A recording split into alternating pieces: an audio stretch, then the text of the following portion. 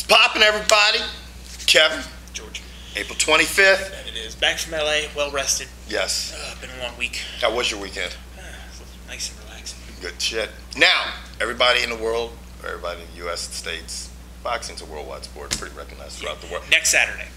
Mosley Mayweather finally is here. We're going to see Mayweather actually go up against a formidable opponent, Shane Mosley. What do you think, man? Right off the bat, what the fuck? Watching 24/7, it's been entertaining. Mayweather has absolutely zero respect for Shane Mosley. Shane Mosley's like, whatever. He's just kind of handling it pretty easily. It should be interesting. Shane Mosley's corner seems to think that Mosley's going to get in there and press him. But Mosley's corner is also telling him, look, when you press him, expect him to, fire back. Yeah.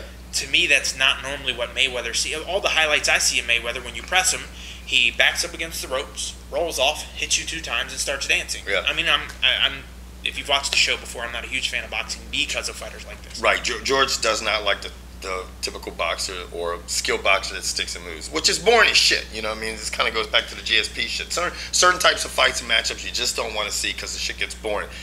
With all that being said, I never could envision Mayweather beating Mosley, even though he's the better fighter and everything. For some reason, I always thought it was a bad matchup for him. But when you're dealing with a counterpuncher like Floyd Mayweather, counterpuncher. He's a counterpuncher. Punch you in the nuts while he's trying to punch you. When you're dealing with a counterpuncher like Floyd Mayweather, every time that Mosley throws something, he's going to leave an opening, and fucking Floyd Mayweather's going to take advantage of that. And that's how it goes down, eventually he's going to wear on his ass, and he's probably going to get the decision. I, above all, would love to see Mosley win this, but get fucking dropped. I mean, Mayweather to drop Mayweather. Yeah, I would love it, but I don't think it's going to happen. Right. Everyone says, I'm going to knock him out. You got to catch him. Yeah. Good luck. I think there's only one boxer who legitimately stands a chance at knocking Mayweather out, and that's Pacquiao. Yeah, because he's like a little flea. And then what I got a kick out of on 24/7 is they started talking. Roger Mayweather was on there. Whoa, so which Shane we going to talk about in this power? The one with steroids or without? So then they had Mosley's trainer on there and was like, really? How about the lidocaine you're shooting in your boxer's hands? Because it's legal in Vegas. Oh, so he's numbing these shits up. Supposedly. Right. And of course Mayweather goes, oh, no, that never happened. Well, so there's a lot of trash talk. I mean, that shit to me, if you shoot a fucking lidocaine in a motherfucker's hand, that is a form of PED. Because it's still performance enhancing. Well, that tells me there's something wrong with his hands. Right. A lot like Urijah Faber. Yeah.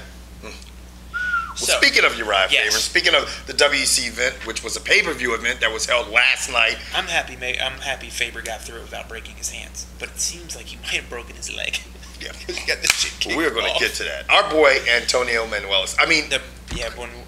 Ben Wellis. It's a tough last name to pronounce. Yeah. We had the opportunity to meet him when we went to the pit last year.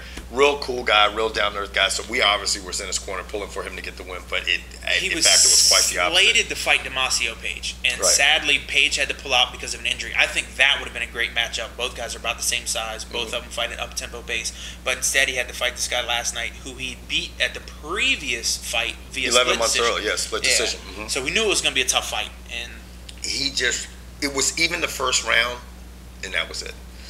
Once this guy established his distance, he just peppered his face. He kept him off balance with the jab, and really that was the story of the fight. He broke his nose, and once he broke his nose, you could see that Antonio was struggling to breathe. His mouth was dropping, his hands were dropping, and after that point, after he broke his nose in the second round, it was a fucking wrap. The shit was over with.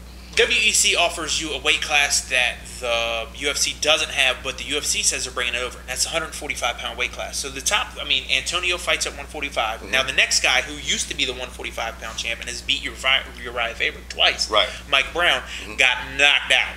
Yeah, first round, pressing it, pressed it a little bit too much, got a stiff fucking right, and was snoring. That's the sponsors ran in the ring. It's like, you got a job for you, son. Now, who he lost to is actually a gentleman we've seen fight in the UFC, Manny Gambarian. Yeah. He's nasty. Yeah, Gambarian to me was a smaller 155, comes to WEC, cuts 10 pounds, and has been undefeated 1-3 in a row at 145. Say his name quick 3 times. I'm happy I got it the first time. So I don't know if this puts him in line to fight Aldo. Right. Yes, we just gave that away. Aldo beat Faber. Right. But Manny's won, come over, has the UFC cred, has won 3 fights at 145, and seems to be probably the next in line. Right. Now, all these fights, man, all these WEC fights were super exciting, man. There was I'm loss of this kid's name, Ben Saunders. Ben Saunders, who is the lightweight champ at the WEC. This kid not only was just a great fight, but he had a fucking crazy physique, man. He was so fucking lightning fast, and he basically, who knows? But he had an impressive win. And well, let's get to Aldo, because I think Aldo. The one thing you always hear about your Could you cut me off? Well, hey, if we're trying to keep this under a time limit, let's get to Aldo. Yeah, I mean, no one cares about Ben Saunders. No one watched WEC fight. No one paid $44, which is ridiculous.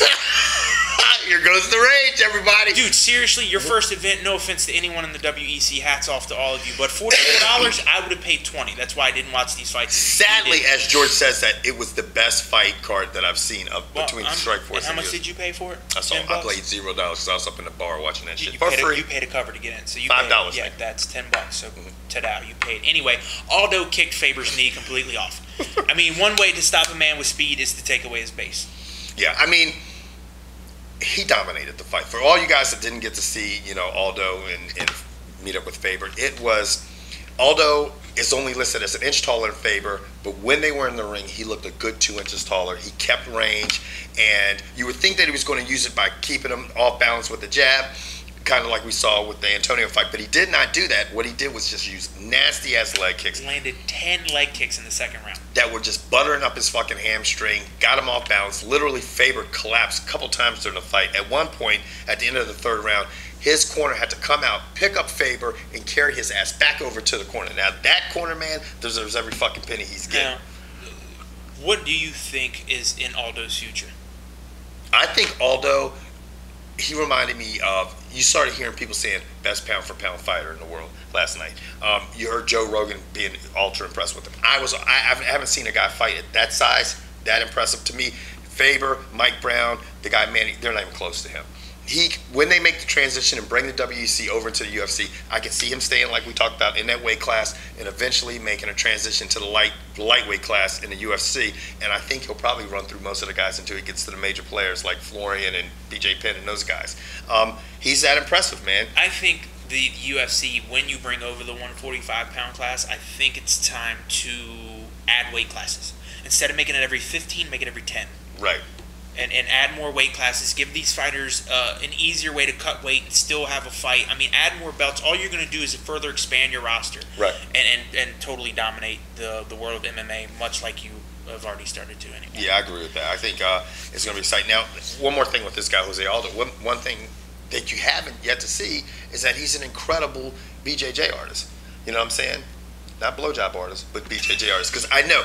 You see how quick George frowned with that little fucking elementary smile. Because that's how that motherfucker's mind works. As soon as I said BJJ, I put the other J behind it, motherfucker. But you were thinking blowjob artist. Oh, what's on 2-bait today? So anyway, but he hasn't even had the opportunity to take someone to the ground and show off his skills in that fashion. So he's been keeping everybody up and beating their ass. Let's stick with another primetime thing. This was the first time for the NFL draft to go to primetime. Right. Thursday night it started. Saturday afternoon it ended. I don't know who was a fan of this. I, for one, I just get it over in 2 days. Give it to me Saturday and Sunday. Just get it over with. I don't need it broken up and try to sensationalize. Dude, it's a giant thing, yada, yada, yada. Right. With that said, what was the biggest move for you or the most shocking thing about the draft?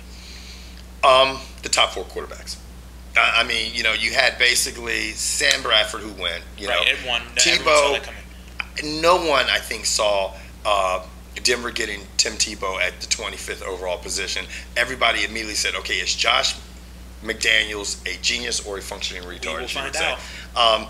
Most people are trying to think he's a functioning retard. Jimmy Clausen fell all the way to Carolina, and from what I understand, it's strictly because of the boy's attitude. He has an issue with accepting responsibility for the mistakes he makes. Mm-hmm. And honestly, his record at Notre Dame, 16-18. Yeah. It's not good. Now, his last season at Notre Dame, he fucking had he only had 4 picks and like 28 touchdowns. But, you got to look at the people that are around you, too. Some of these fucking schools. Golden Tate. I mean, he got drafted high.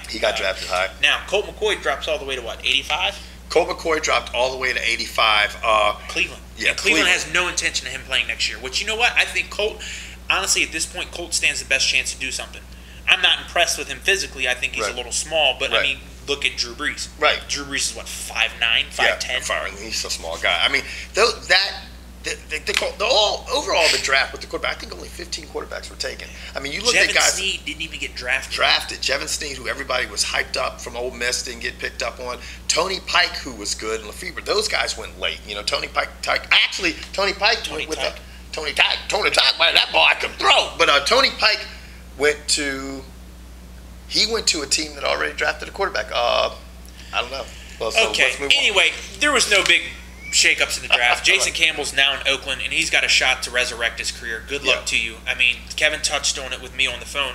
For a player to put up the numbers he has with as many different offensive coordinators, maybe he's smarter and better than we all think. Yeah, a lot of. So we'll find out in Oakland. Yeah, and 07, 08, 09, his stats were better each year with those new offenses. So the kid is smart. He's a class act.